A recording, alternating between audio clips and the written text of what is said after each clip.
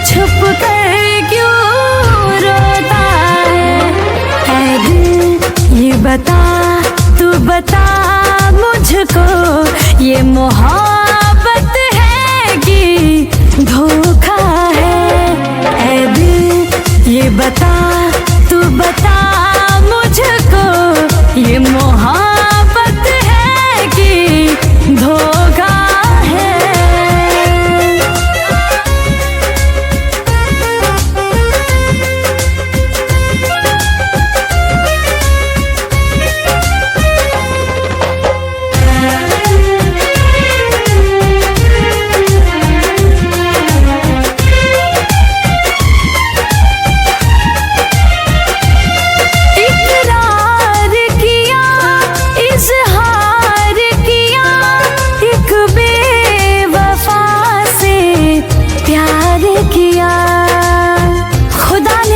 इश्क बनाया होगा तो खुद को भी जरूर आजमाया होगा।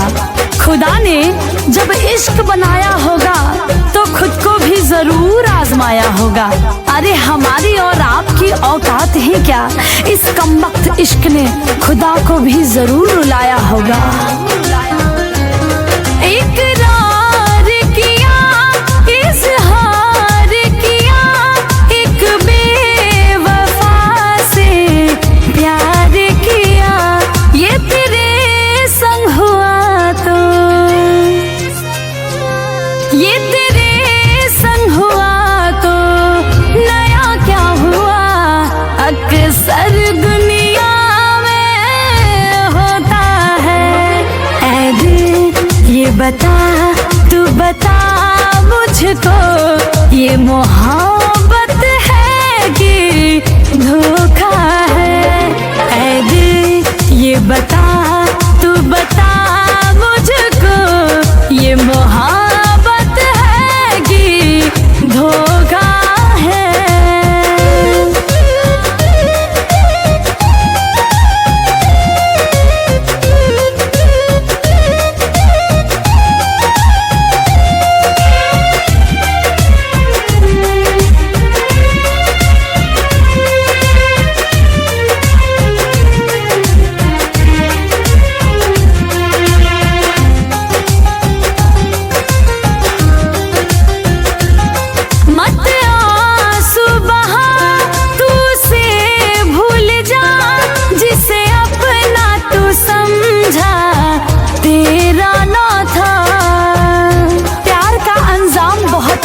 होता है प्यार करने वाले जरा गौर से सुने, प्यार का अंजाम बहुत बुरा होता है।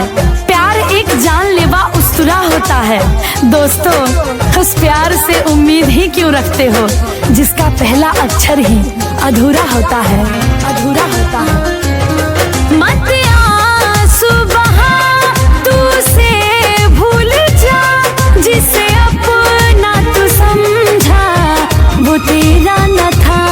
वक्त है तू बदल जा,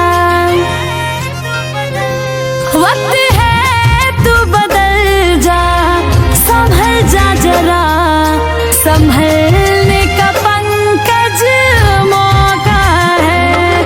ऐ दिल ये बता, तू बता